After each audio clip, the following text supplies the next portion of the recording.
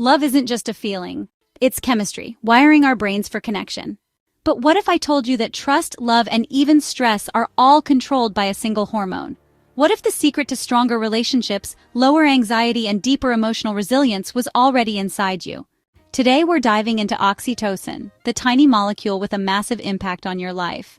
Oxytocin, also known as the love hormone, your brain's built-in social glue, is basically the biochemical reason you don't live in a cave eating moss alone.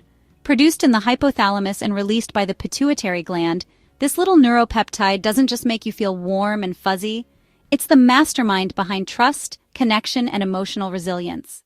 From the moment you're born, oxytocin is there, making sure your mom bonds with you instead of leaving you in the lost and found.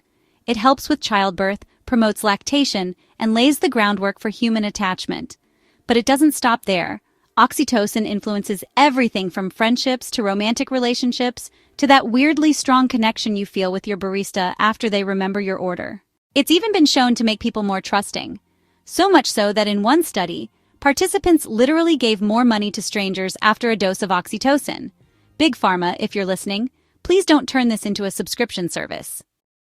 But before you start hoarding hugs like an emotional dragon, there's a twist. Oxytocin also has a dark side. Sure, it strengthens social bonds, but sometimes at the cost of reinforcing group biases. Meaning, it doesn't just make you love your people more, it can also make you a little more skeptical of outsiders. So oxytocin isn't some magical love potion. It's more like a social amplifier, cranking up whatever dynamics are already in play. And speaking of cranking things up, oxytocin works alongside dopamine and serotonin, which is why good conversations, affectionate touch, and even laughter feel so rewarding. Scientists have even looked into oxytocin nasal sprays to help with social anxiety, post-traumatic stress disorder, and autism spectrum disorder. Sounds great in theory, until you realize the ethical nightmare of a trust spray that could, say, make people too agreeable. Corporate HR departments, I see you. And despite all the hype, oxytocin isn't a mental health cure-all. It operates within a much larger hormonal symphony. Still, it's a fascinating glimpse into how our emotions aren't just feelings, they're chemistry in action. I'll leave you to discuss in the comments. If oxytocin could be artificially controlled, would that be a good thing or a dystopian nightmare?